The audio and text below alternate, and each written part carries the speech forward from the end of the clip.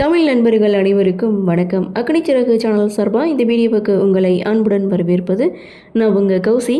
கெட்டிமேளம் சீரியலுடைய அடுத்த எபிசோடுக்கான ப்ரோமோ என்ன அப்படின்றத பார்க்கலாம். லக்ஷ்மியோடைய பொண்ணு தான் துளசி அப்படின்றத வெற்றி தெரிஞ்சுக்கிறாங்க. எப்படி அப்படின்னா, கல்யாணத்துக்கு மண்டபத்துக்கு போகிறாங்க வெற்றி.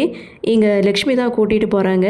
அங்கே நிற்கிற துளசியை பார்த்துட்டு நம்ம ஆள் எங்கே இங்கே நின்றுட்டுருக்காங்க அப்படின்னு சொல்லி துளசியை பார்க்க, துளசியும் வெற்றி தன்னை ஃபாலோ பண்ணி தான் வந்திருக்காருன்னு தப்பாக புரிஞ்சுக்கிட்டு, என்னை ஃபாலோ பண்ணி தான் வந்தீங்களா அப்படின்னு சொல்லி வெற்றிக்கிட்ட பேசிகிட்டு இருக்கும்போது துளசியை தேடி லக்ஷ்மி வராங்க.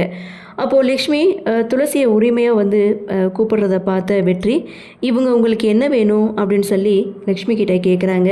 நான் தான் சொல்லியிருக்கேன்லப்பா, இவ தான் என்னுடைய மூத்த பொண்ணு அப்படின்னு சொன்னதுமே இங்கே வெற்றி அப்படியே அதிர்ச்சியில் நின்றுட்டு இருக்காங்க. இனிமேல் இது நம்ம வீட்டு கல்யாணம் அப்படின்னு சொல்ல, அந்த இடத்துல லக்ஷ்மி துளசியை கூட்டிகிட்டு அங்கேருந்து போகிறாங்க.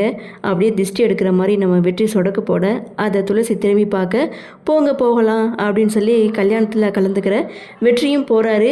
ஆனால் இந்த குடும்பம் தான் அக்கா குடும்பம் அப்படின்றது வெற்றிக்கு தெரியாது. அப்படி தெரிய வந்தால் என்னாகும் அப்படின்ற ஒரு எதிர்பார்ப்போட இந்த ப்ரொமோவை கொடுத்துருக்காங்க.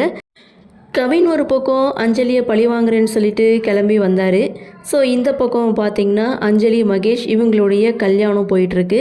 ஏதாவது பிரச்சனை வருமா, என்ன நடக்கும், மகேஷ் அஞ்சலியுடைய கழுத்தில் தாலி கட்டிடுவானா அப்படின்ற ஒரு எதிர்பார்ப்பு இருக்கும்போது சின்ன ஒரு அப்டேட் கிடைச்சிருக்கு. இங்கே மகேஷ் பார்த்திங்கன்னா அஞ்சலியுடைய கழுத்தில் தாலி கட்டிடுறாரு அப்படின்றதான்.